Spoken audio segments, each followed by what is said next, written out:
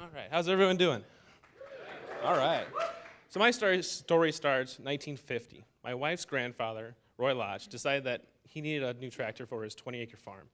He went and he bought himself a 1949 8N Ford tractor. Now, this tractor was the most made and the most sold tractor of all time. It was highly popular with the farmers. Henry Ford came out, put it in the assembly line. He made this tractor affordable. He made it easy to use. He made the parts interchangeable, and it was just a great tractor. Now, this is what my wife's grandpa paid for it. Anything of this much anymore today would not last 60 years. So I think it's amazing what the longevity of these tractors are. The tractor built upon a series of tractors. In 1939, the 9N tractors came out. 1942, the 2Ns, and 1948, the 8Ns. One of the great inventions that was on these tractors that made it so wantable is the three-point hitch system. Harry Ferguson invented it, and he kind of got screwed by Ford. He didn't get a lot of money from it, but it was kind of a universal standard for all implements to hook up to the tractor. So then anybody could go out, buy an implement, hook it up to the tractor, and use it. Now, we got the tractor from the farm September 10th, 2010. That's my wife on the tractor there. She's looking fine. Yeah. See, this tractor was in the shop, was in the shed for 10 years. It hadn't run. It was just sitting there under a tarp. So we kind of revived it. We started tearing it apart, and wow, that's really big.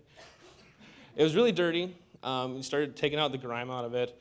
I mean, some pieces are rusty, but you know, it's like working on anything old. You start to get a feeling of like your connection, right, with things. So you see him tearing apart the tractor, cleaning it up. One of the things that was really I learned about doing this is that you have the duct tape as a handyman's secret weapon. Mine was PB Blaster. PB Blaster cuts through rust, cuts through anything. So it was very helpful. Another great thing about these tractors is there is a community around these tractors. So the community, there are two great websites that have really experienced people. Because these tractors are so popular, everybody's worked on them. Everybody seems to have a story about them. So ask a question, you get an answer. It's wonderful. Also with these tractors, since they've been around for so long, the companies are still making parts for it. They're still making the manuals for it. So it's really easy to get these. 60 years later, these tractors are still in service and still going. So once we got everything turned around in January, we painted up the tractor and got it looking nice, nice and shiny here. Primed it up, painted it up.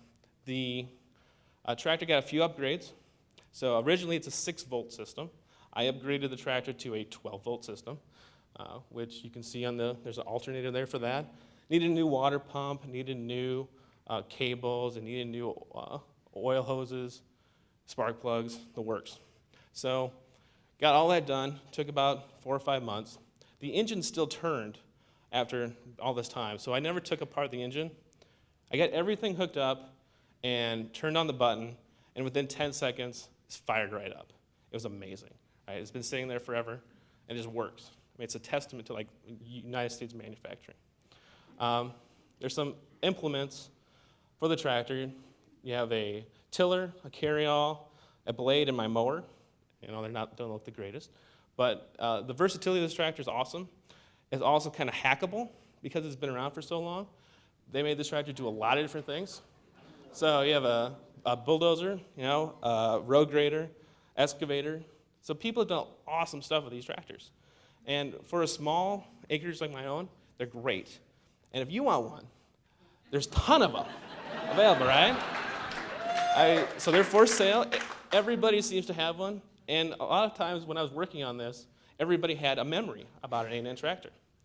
And what we're going to see here is my tractor as finished up. So we named it Otis. There it is. That's my son on there. Hopefully he's going to get some memories out of it. Talk with my wife's family. Her cousins have memories. Her aunts have memories. So there's just all sorts of things about this.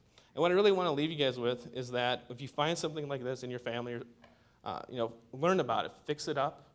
It's going to keep going, and you can put it back to use. So we're putting this back to use on our farm now, and it's just going to be great. There's one quote I want to leave you with here, that I don't really own it. I'm just going to pass it on to the next generation. So thank you, and I hope you enjoyed.